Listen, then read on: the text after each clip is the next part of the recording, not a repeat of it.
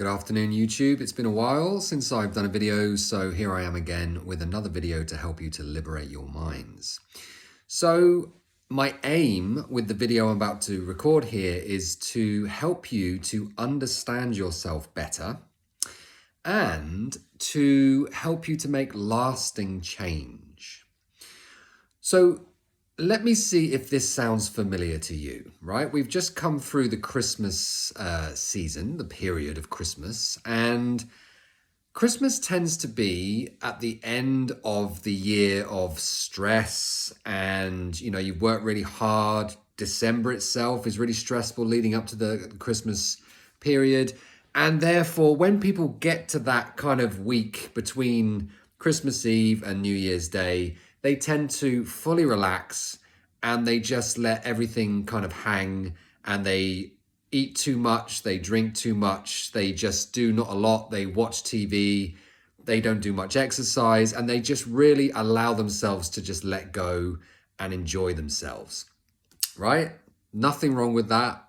I do the same with a degree of life coachiness about it, right? So what I'm suggesting here is what then tends to happen is by the end of that period, people are then starting to feel some guilt, right?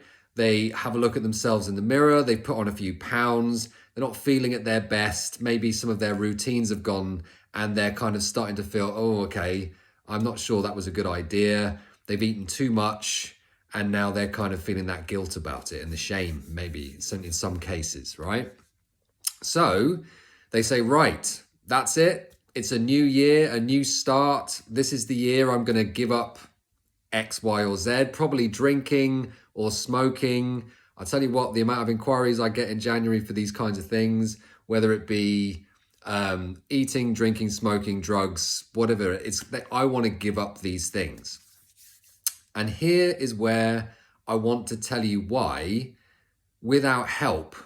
And I'm not saying you can't do it without help. I'm just saying it's a lot harder to do it without help simply because of the information I'm about to give you. And that is that smoking and drinking and eating and all of these things that you do are your coping strategies, your coping mechanisms, right?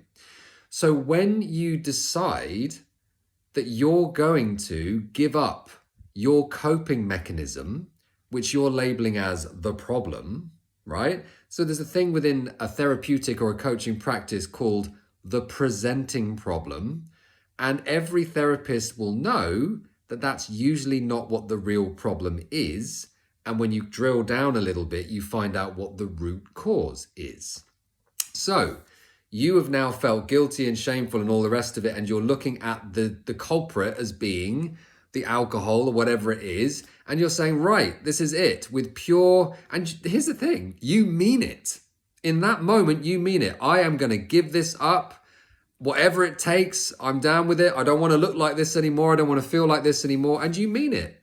And maybe for a week, and now we're at the first week of January, and some of you might be sticking to it, and some of you are like, yeah, I feel good for this, I can do this.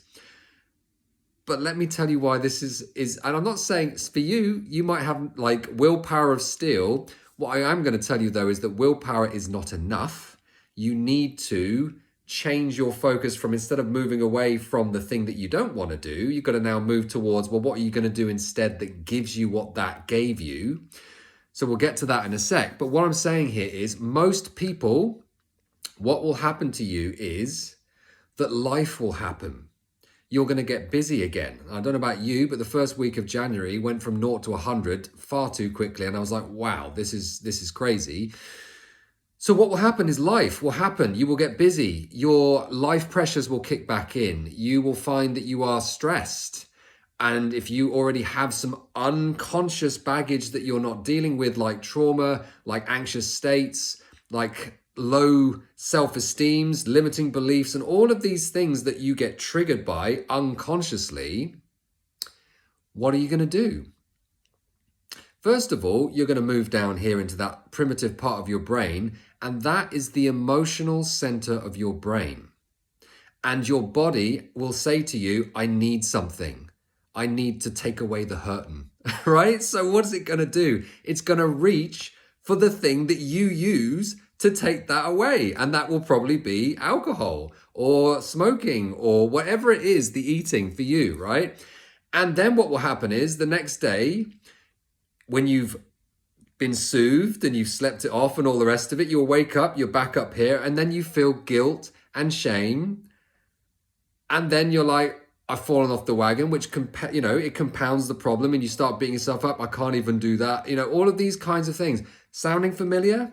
So here's what I want to tell you. This is the cycle. It happens every year. In fact, it happens throughout the year for a lot of people, but especially on New Year's Eve. And it's why New Year's resolutions do not work, right? So this is what needs to happen instead.